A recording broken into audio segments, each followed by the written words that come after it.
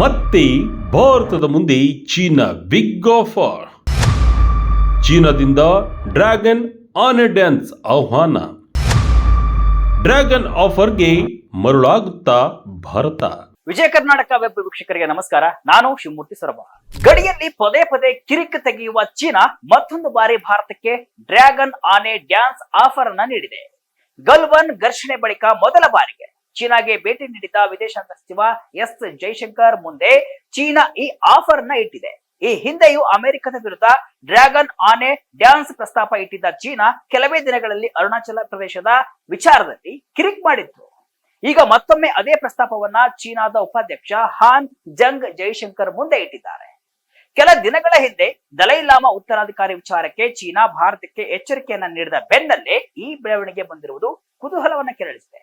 ಒಂದ್ ಕಡೆ ಸಹಕಾರದ ಮಾತುಗಳನ್ನ ಆಡುತ್ತಿರುವ ಚೀನಾ, ಮತ್ತೊಂದ್ ಕಡೆ ಗಡಿ ಸೇರಿ ಕೆಲ ವಿಚಾರಗಳಲ್ಲಿ ಕಿರಿಕನ ಮಾಡ್ತಾ ಇದೆ. ಡ್ರ್ಯಾಗನ್ ಆನೆ ಸಿದ್ಧಾಂತದ ಹಿಂದಿರುವ ಮರ್ಮವೇನು? ಇದು ಸ್ನೇಹದ ಕರೆಯೋ ಅಥವಾ ಹೊಸ ಬಗೆಯ ಬಲೆಯೋ? ಬನ್ನಿ ಈ ವಿಡಿಯೋದಲ್ಲಿ ನೋಡ್ಕೊಂಡು ಬರೋಣ. ಹೌದು, ಸೋಮವಾರ ಬೀಜಿಂಗ್ ನಲ್ಲಿ ಭಾರತದ ವಿದೇಶಾಂಗ ಸಚಿವ ಎಸ್ ಜೈಶಂಕರ್ ಅವರು ಚೀನಾದ ಉಪಾಧ್ಯಕ್ಷ ಹಾನ್ ಜಂಗ್ ಅವರನ್ನ ಭೇಟಿಯಾಗಿದ್ದಾರೆ. ಈ ವೇಳೆ ಹಾನ್ ಜಂಗ್ ಅವರು ದ್ವಿಪಕ್ಷೀಯ ಸಂಬಂಧಗಳನ್ನ ಬಲಪಡಿಸಲು ಡ್ರ್ಯಾಗನ್ ಆನ್ ಎ ಡ್ಯಾನ್ಸ್ ಎಂಬ ರೂಪಕವನ್ನ ಬಳಸಿದ್ದಾರೆ.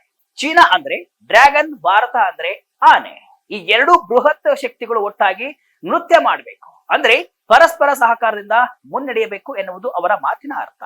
ಅಮೆರಿಕ ಅಧ್ಯಕ್ಷ ಡೊನಾಲ್ಡ್ ಟ್ರಂಪ್ ಅವರ ಸುಂಕ ಯುದ್ಧದ ವಿರುದ್ಧ ಜಂಟಿಯಾಗಿ ಹೋರಾಡಲು ಇದೇ ಡ್ರ್ಯಾಗನ್ ಹಾಗೂ ಆನೆ ಸಿದ್ಧಾಂತವನ್ನ ಭಾರತದ ಮುಂದೆ ಚೀನಾ ಇಟ್ಟಿತ್ತು. ಆದ್ರೆ ಅದರ ಬೆನ್ನಲ್ಲೇ ಭಾರತಕ್ಕೆ ಹಲವು ಶಾಕ್ ಅನ್ನ ಚೀನಾ ನೀಡಿತ್ತು. ಅಪರೂಪದ ಖನಿಜ ರಫ್ತಿಗೆ ನಿರ್ಬಂಧ ಹೇರಿತ್ತು. ಆ ಬಳಿಕ ರಸಗೊಬ್ಬರ ಪೂರೈಕೆಗೆ ನಿರ್ಬಂಧ, ಅರುಣಾಚಲ ಪ್ರದೇಶದ ಹಲವು ಸ್ಥಳಗಳಿಗೆ ತನ್ನ ಹೆಸರುಗಳನ್ನು ನಾಮಕರಣ ಮಾಡುವ ಮೂಲಕ ನಂಬಿಕೆಗೆ ಯೋಗ್ಯವಲ್ಲದ ದೇಶ ಎಂಬುದನ್ನ ಸಾಬೀತುಪಡಿಸಿತ್ತು. ಈಗ ಮತ್ತೆ ಡ್ರ್ಯಾಗನ್ ಆನ್ ಎ ಡ್ಯಾನ್ಸ್ ಸಿದ್ಧಾಂತದ ಮೂಲಕ ಭಾರತಕ್ಕೆ ಬಲೆ ಹಾಕುವ ಪ್ರಯತ್ನವನ್ನ ಚೀನಾ ಮಾಡ್ತಾ ಇದೆ. ಬಹಳ ಸಂಕೀರ್ಣ ಎಂದು ಭಾರತದ ಎಚ್ಚರಿಕೆಯ ಹೆಜ್ಜೆ. ನಂಬಿಕೆಯ ಅಡಿಪಾಯದ ಮೇಲೆ ಮಾತ್ರ ಸಂಬಂಧ. ಚೀನಾದ ಮಾತುಗಳಿಗೆ ಪ್ರತಿಕ್ರಿಯಿಸಿರುವಂತಹ ಭಾರತದ ವಿದೇಶಾಂಗ ಸಚಿವ ಎಸ್ ಜೈಶಂಕರ್ ಅವರು ಬಹಳ ಎಚ್ಚರಿಕೆ ಹೆಜ್ಜೆಯನ್ನ ಇಟ್ಟಿದ್ದಾರೆ. ಕಜಾನ್ ಸಭೆಯ ನಂತರ ಸಂಬಂಧಗಳು ಸ್ಥಿರವಾಗಿ ಸುಧಾರಿಸ್ತಾ ಇವೆ ಅಂತ ಹೇಳಿದ್ದಾರೆ. ಆದ್ರೆ ಇಂದಿನ ಜಾಗತಿಕ ಪರಿಸ್ಥಿತಿ ಬಹಳ ಸಂಕೀರ್ಣವಾಗಿದೆ.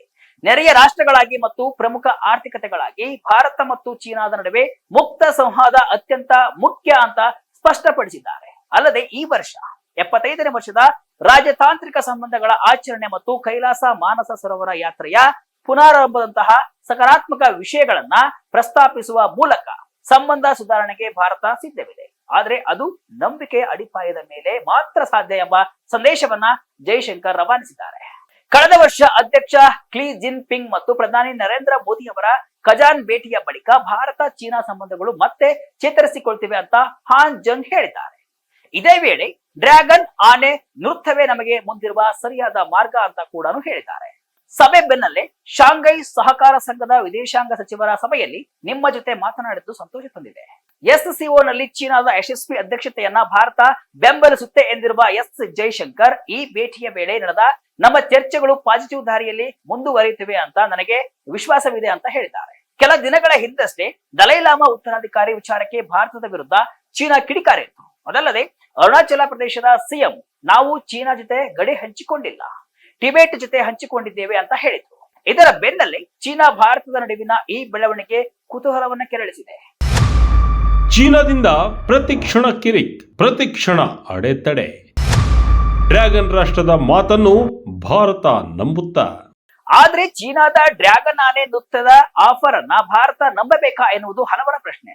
ಒಂದು ಕಡೆ ಸಹಕಾರ ಮತ್ತು ಪಾಲುದಾರಿಕೆಯ ಮಾತುಗಳನ್ನಾಡುವ ಚೀನಾ, ಇನ್ನೊಂದು ಕಡೆ ಗಡಿಯಲ್ಲಿ ನಿರಂತರ ತಂಟೆಯನ್ನ ತೆಗೆಯುವುದು ಭಾರತದ ಉಪ ಪ್ರದೇಶವನ್ನ ತನ್ನದೆಂದು ನಕ್ಷೆಯಲ್ಲಿ ಬಿಂಬಿಸ್ತಾ ಇದೆ. ಅದಲ್ಲದೆ ಭಾರತದ ಅಭಿವೃದ್ಧಿಗೆ ಹಲವು ಅಡೆತಡೆಗಳನ್ನ ದಿನಂಪ್ರತಿ ಸೃಷ್ಟಿಯನ್ನ ಮಾಡ್ತಾ ಇದೆ. ಕೆಲ ದಿನಗಳ ಹಿಂದಷ್ಟೇ ಅಪರೂಪದ ಖನಿಜಗಳ ರಫ್ತಿಗೆ ನಿರ್ಬಂಧ ಹೇರಿದ ಚೀನಾ ಬಳಿಕ ಭಾರತಕ್ಕೆ ರಸಗೊಬ್ಬರ ಪೂರೈಕೆಯನ್ನ ಸಂಪೂರ್ಣವಾಗಿ ನಿಲ್ಲಿಸಿತ್ತು.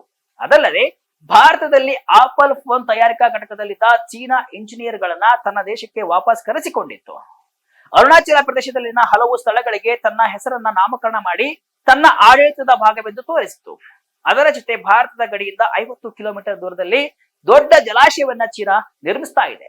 ಅದಲ್ಲದೆ ಭಾರತ ವಿರೋಧದ ನಡುವೆಯೂ ಭಾರತದ ಭೂಪ್ರದೇಶದಲ್ಲಿ ಚೀನಾ ಪಾಕಿಸ್ತಾನ ಆರ್ಥಿಕ ಕಾಡರನ್ನ ಕೂಡ ಚೀನಾ ನಿರ್ಮಾಣ ಮಾಡ್ತಾ ಇದೆ. ಈ ಎಲ್ಲಾ ಬೆಳವಣಿಗೆಗಳ ನಡುವೆ ಡ್ರ್ಯಾಗನ್ ಆನೆ ಆಫರ್ ಅನ್ನ ಚೀನಾ ಭಾರತದ ಮುಂದೆ ಇಟ್ಟಿದ್ದು, ಭಾರತ ಎಚ್ಚರಿಕೆ ಹೆಜ್ಜೆಯನ್ನ ಇಡುವುದು ಖಂಡಿತ ಅವಶ್ಯ. ಈಗಾಗಲೇ ಚೀನಾ ಮಾತು ನಂಬಿ ಹಲವು ದೇಶಗಳು ಅದರ ಬಲೆಯಲ್ಲಿ ಬಿದ್ದಿವೆ. ಒಟ್ಟಿನಲ್ಲಿ ಪರಸ್ಪರರ ಪ್ರಮುಖ ಕಾಳಜಿಗಳನ್ನ ಗೌರವಿಸಬೇಕು ಅಂತ ಚೀನಾ ಹೇಳ್ತಾ ಇದೆ. ಆದರೆ ಭಾರತದ ಸಾರ್ವಭೌಮತ್ವವನ್ನೇ ಪ್ರಶ್ನಿಸುವ ಚೀನಾದ ಮಾತುಗಳನ್ನ ನಂಬುವುದು ಕಷ್ಟ ಸಾಧ್ಯ. ಚೀನಾದ ಈ ಆಫರ್ ನಿಜವಾದ ಸಹಭಾಗಿತ್ವವೋ ಅಥವಾ ಭಾರತವನ್ನ ಮರಳು ಮಾಡುವ, ಬೆನ್ನಿಗೆ ಚೂರಿ ಹಾಕುವ ಮತ್ತೊಂದು ನಾಟಕವೇ ಎಂಬುದನ್ನ ಕಾಲವೇ ನಿರ್ಧರಿಸಲಿದೆ. ಇದಿಷ್ಟು ಇವತ್ತಿನ ವಿಶೇಷ. ಇದೇ ರೀತಿಯ ಹಲವು ವಿಶ್ಲೇಷಣೆ ಮಾಹಿತಿ ಅಷ್ಟೇ ಅಲ್ಲ, ಮನರಂಜನೆಯ ವಿಡಿಯೋಗಳಿಗಾಗಿ ವಿಜಯ ಕರ್ನಾಟಕ ವೆಬ್ಸೈಟ್, ಫೇಸ್ಬುಕ್ ಹಾಗೂ ಯೂಟ್ಯೂಬ್ ಪೇಜ್ ಅನ್ನು ಫಾಲೋ ಮಾಡಿ. ಧನ್ಯವಾದಗಳು.